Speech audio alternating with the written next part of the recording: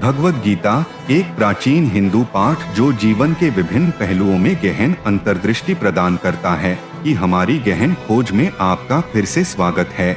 इस वीडियो में हम भगवद गीता के 18 अध्यायों में से भाग 2 में गहराई से उतरेंगे। प्रत्येक अध्याय में निहित ज्ञान को उजागर करेंगे जो हमारे जीवन को समृद्ध बना सकता है। भगवद गीता की गहरी समझ हासिल करने और इसकी शिक्षाएं हमारे आधुनिक जीवन के लिए कैसे प्रासंगिक हो सकती हैं, इस ज्ञानवर्धक यात्रा में हमारे साथ शामिल हों।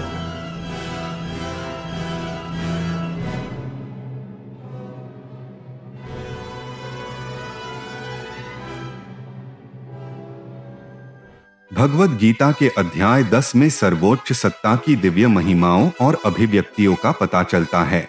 भगवान कृष्ण ब्रह्मांड में अपनी विभिन्न दिव्य शक्तियों और अभिव्यक्तियों का वर्णन करते हैं और हमें हमारे भीतर और हमारे चारों ओर हर जगह दिव्य उपस्थिति को पहचानने में मदद करते हैं। यह अध्याय दिव्य प्रकृति और उसकी सर्वव्यापकता के बारे में हमारी समझ को गहरा करता है।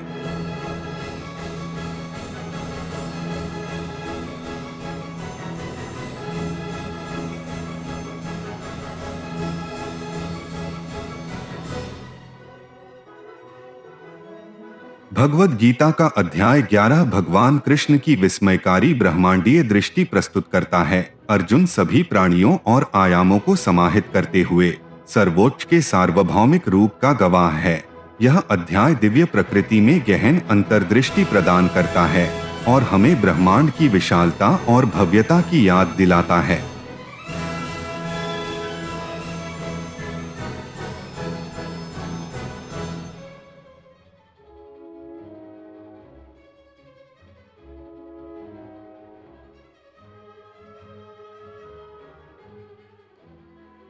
भगवद गीता का अध्याय 12 भक्ति के मार्ग और भगवान के प्रति अटूट प्रेम पर जोर देता है। भगवान कृष्ण भक्तों के गुणों का वर्णन करते हैं, समर्पण, निस्वार्थता और परमात्मा के प्रति सच्चे प्रेम के महत्व पर प्रकाश डालते हैं। यह अध्याय हमें भक्ति के मार्ग पर मार्गदर्शन करता है, हमारी भक्ति और ईश्वर के साथ संबंध को गहरा करता है।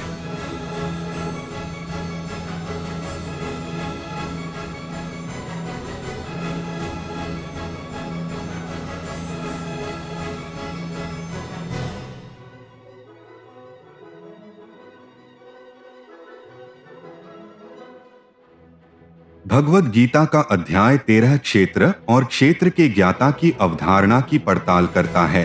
भगवान कृष्ण भौतिक शरीर, आत्मा और सर्वोच्च चेतना के बीच अंतर को विस्तार से बताते हैं। यह अध्याय हमें हमारे वास्तविक स्वरूप और परमात्मा के साथ हमारे संबंधों की गहरी समझ प्रदान करता है।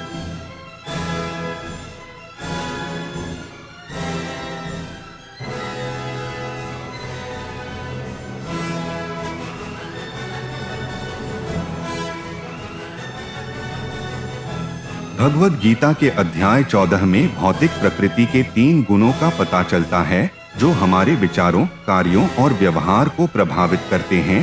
भगवान कृष्ण अच्छाई, जुनून और अज्ञान के गुणों और हमारी आध्यात्मिक प्रगति पर उनके प्रभाव की व्याख्या करते हैं।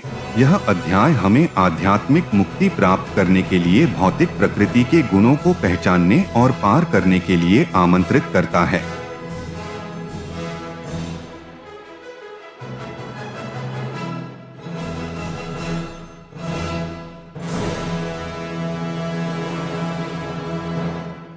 भगवद गीता का अध्याय 15 जीवन के शाश्वत वृक्ष और सर्वोच्च सत्ता से उसके संबंध का रूपक प्रस्तुत करता है।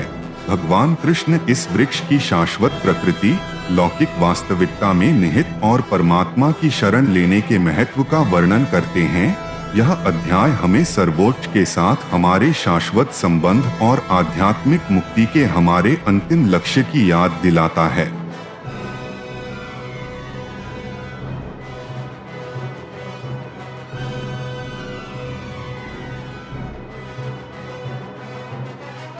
भगवद गीता का अध्याय 16 मनुष्य के भीतर विद्यमान दैवीय और आसुरी गुणों के बीच एक स्पष्ट अंतर प्रदान करता है। भगवान कृष्ण दिव्य गुणों का वर्णन करते हैं जो आनंद, शांति और मुक्ति की ओर ले जाते हैं। और राक्षसी गुणों पर प्रकाश डालते हैं जो दुख और बंधन की ओर ले जाते हैं। यह अध्याय हमें दैवीय गुणों को विकसित करने और निम्न प्रकृति को पार करने का आग्रह करता है।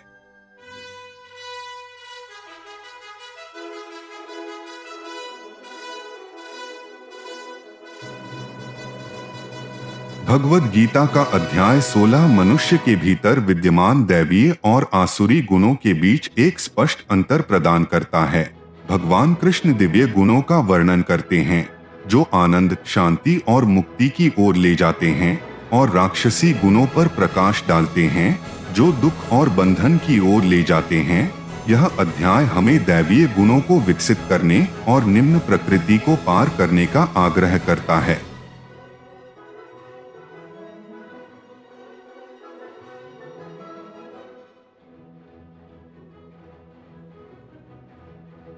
भगवद गीता का अध्याय 18 त्याग और निस्वार्थ कर्म के माध्यम से मुक्ति के मार्ग पर अंतिम शिक्षाओं के साथ समाप्त होता है।